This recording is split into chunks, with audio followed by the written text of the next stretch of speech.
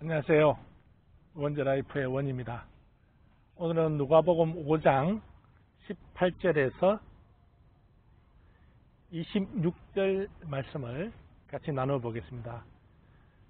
너무 길어서 제가 첫 절하고 마지막 절을 읽겠습니다. 5장 18절. 그런데 보라, 사람들이 한 중풍병에 걸린 사람을 심상째 안으로 데려와 주 앞에 내려놓으려고 애를 쓰더라.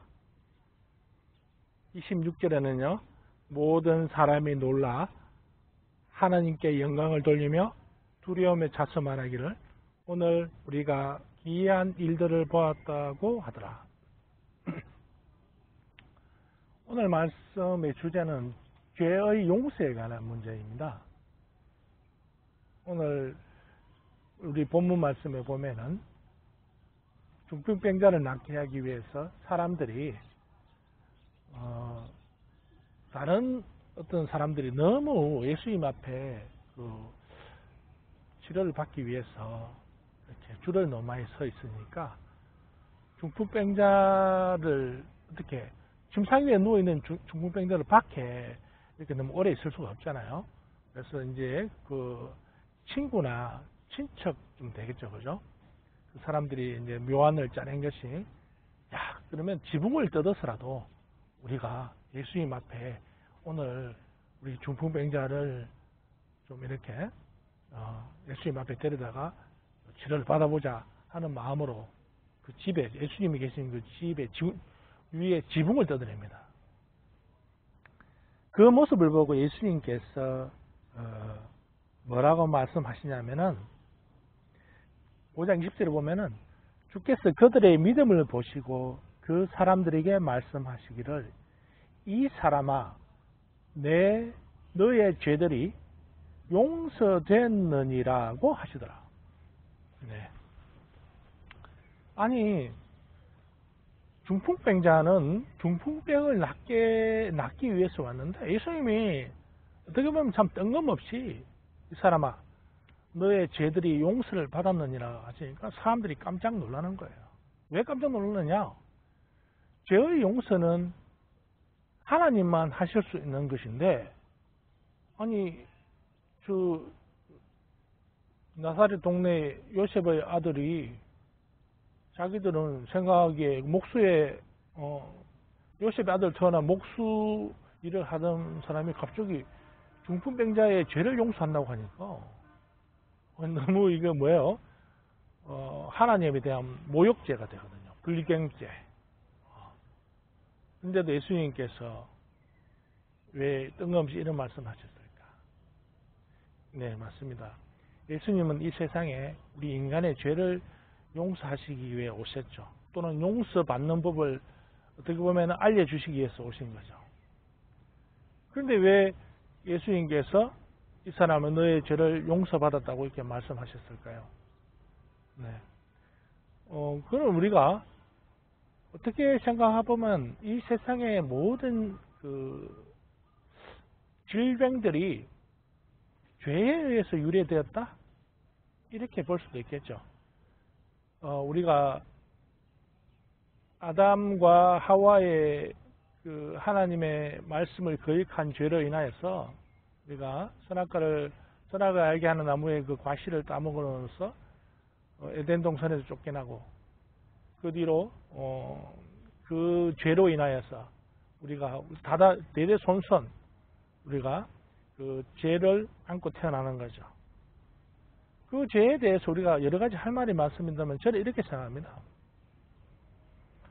우리 인간이 원래는 선악을 알게 하는 나무를 따먹기 전에는 아담과 그 후손들까지도 만약에 따먹지 않았다면 그 선악을 몰랐을 거예요. 선악을 모르면 죄를 짓지 못하죠. 그런데 그 열매를 따먹음으로 인하여서 뭔가 영적인 그리고 유전자적으로 뭔가 우리가 변화가 있지 않았는가. 그래서 선악을 알게 하는 나무의 열매를 아담과 이브만 먹었지만 그 후손들도 그때 그 당시에 어떤 사건으로 인하여서 뭔가 변화가 생겼다. 영적 그리고 DNA적 변화가 생겨서 그 뒤로 계속해서 선악을 알게 되고 죄를 짓게 되었다. 저는 그렇게 해석하고 싶습니다. 자, 그러면 그 죄로 인하여서 우리가 에덴 동산에 쫓겨나게 되고 모든 땅과 모든 피조물들이 이제 부패하게 되죠.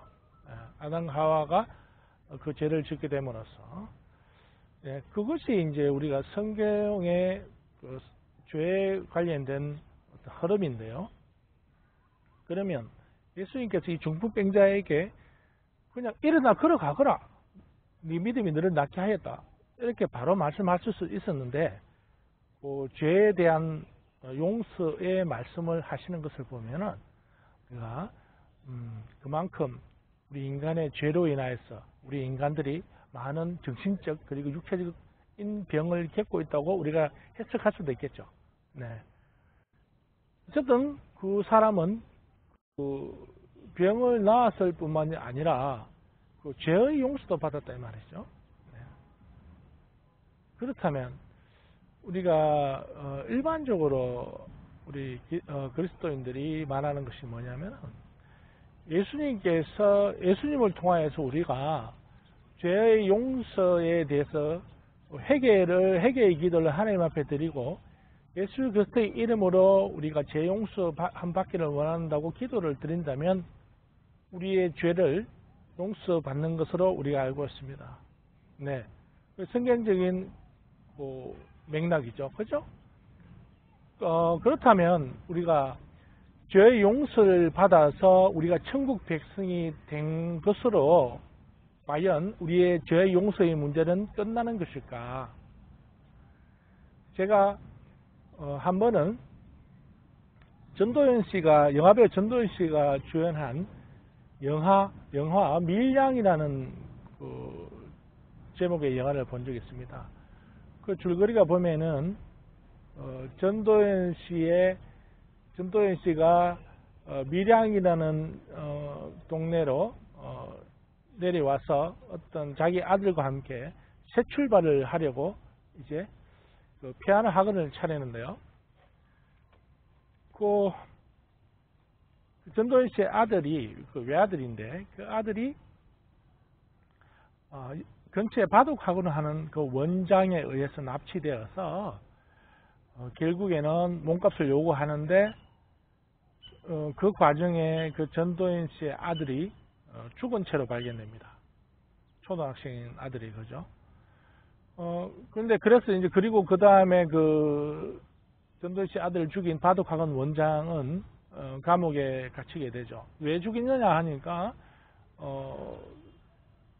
사채 때문인가 하여튼 돈이 급해서 납치해서 이제 몸값을 받아내기 위해서 그랬다. 그렇게 이야기하죠. 자백을 하는 거죠. 근데 이제 이 사람이 그 감옥에 갇혀서 이제 살게 되고 전도연 씨는 이제 그러니까 그 피해자의 엄마가 되는 전도연 씨는 그 마음을 가눌 길이 없죠. 왜냐하면 하나뿐인 아들이 이렇게 죽었고 마음을 둘 곳이 없는 거예요. 그래서 이제 교회를 나가게 됩니다. 기독교회를 나가게 되는데 거기서 이제 적응을 잘하고 또 새신자 교육도 받고 그리고 성경에 대한 공부를 하면서 열심으로 믿게 되죠. 그래서 나중에는 이제 급기야 도저히 그 바둑학원 원장을 자기 마음에 용서할 수가 없었는데 그 성경 말씀에서 우리가 하나님 예수님께서 그렇게 말씀하시잖아요. 그 제단 앞에 나오려면은 자기의 그런 자기에게 죄 지은 자를 용서하라. 그러면 나도 너의 죄를 용서할 것이다. 이런 말씀이 나오죠.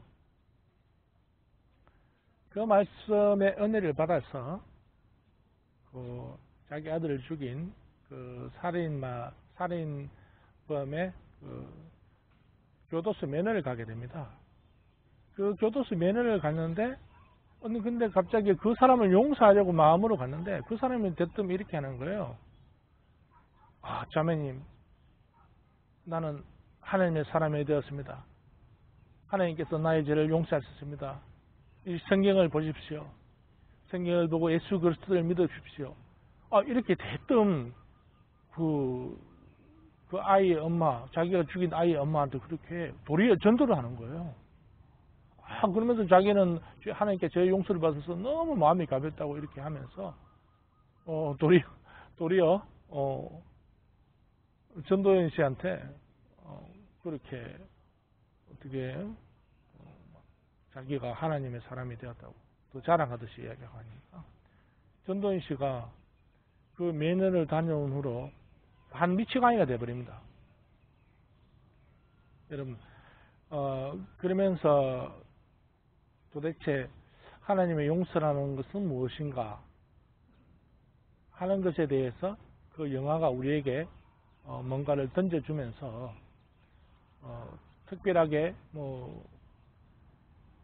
그런 마무리도 제대로 되지 않고 영화가 끝이 나는데 저희는 그 영화를 보고 굉장히 충격을 받았습니다. 왜냐하면 저도 그때까지 생각하지 못했던 그런 부분을 그 영화의 감독이 뭔가를 전한다는 거죠. 기독교에서는 정말 저 용서가 그걸로 끝나는 것인가? 네.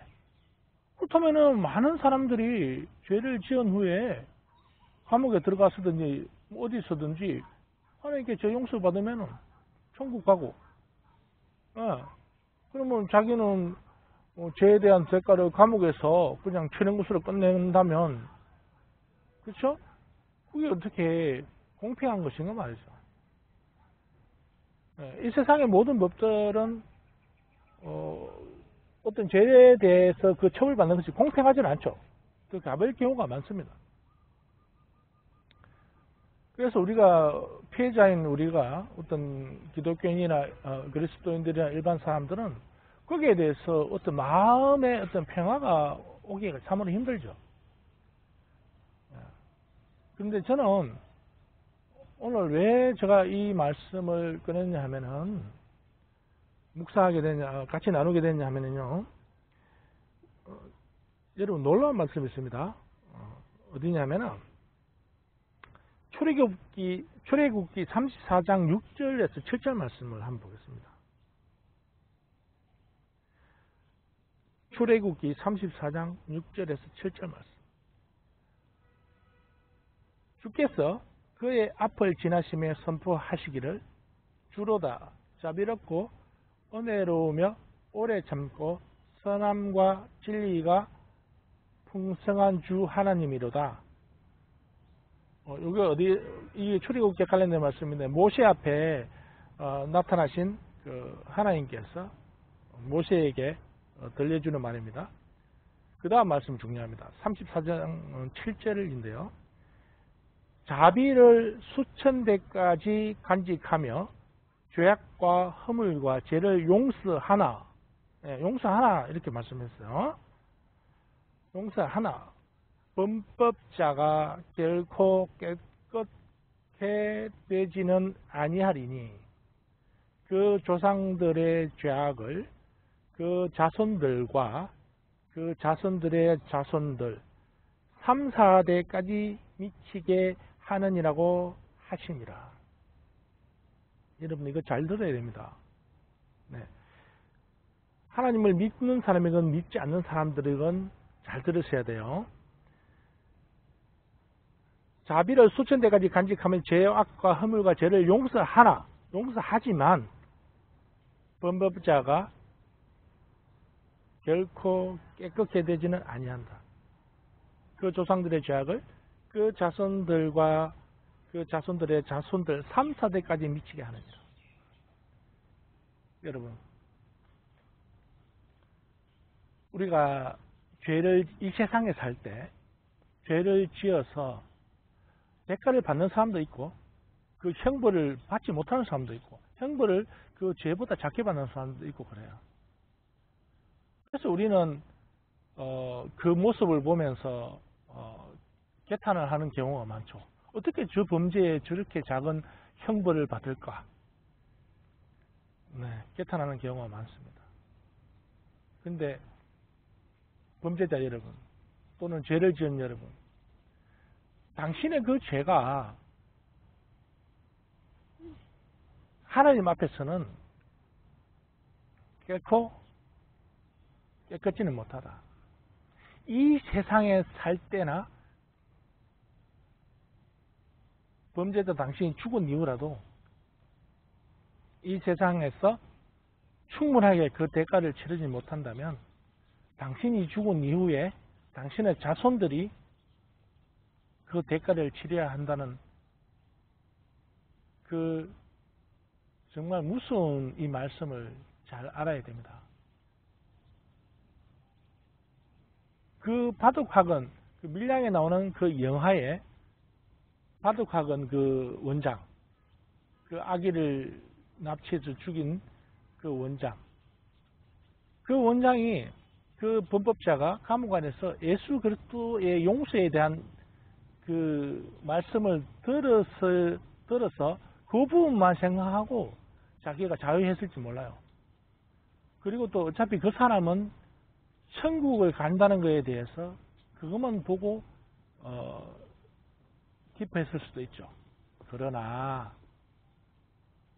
자기로 인하여 많은 후손들이나 자기의 주위의 사람들이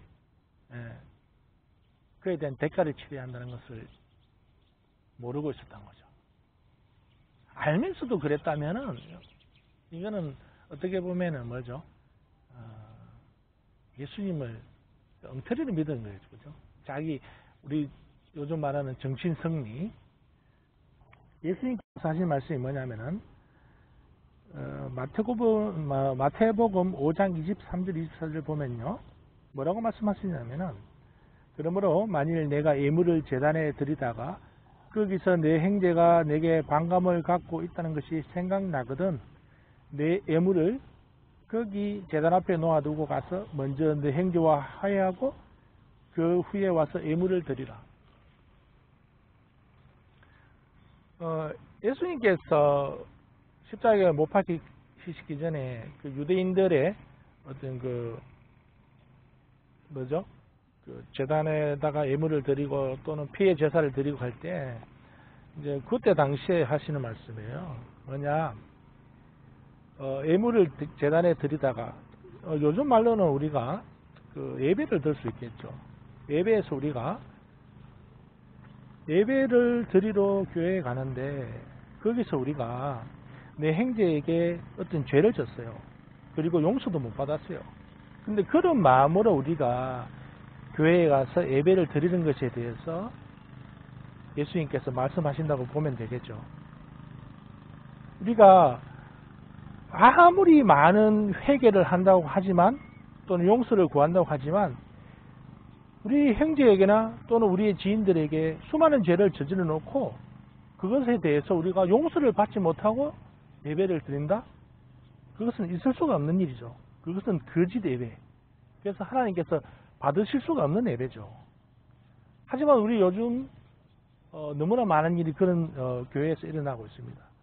그런 엉터리 신앙을 우리가 따라가서는 우리가 구원을 받을 수가 없는 것이죠. 뿐만 아닙니다. 그에 대해서 우리가 또 성경의 열매에 대해서도 우리가 알 수 있죠. 그 사람이 과연 정말 교회에 나온다고 하지만 또는 죄의 용서를 받았다고 하지만 정말 그 사람에게 성령 하나님께서 와 계신가? 그럼 우리가 어떻게 알 수 있어요? 성령의 열매를 알 수 있죠.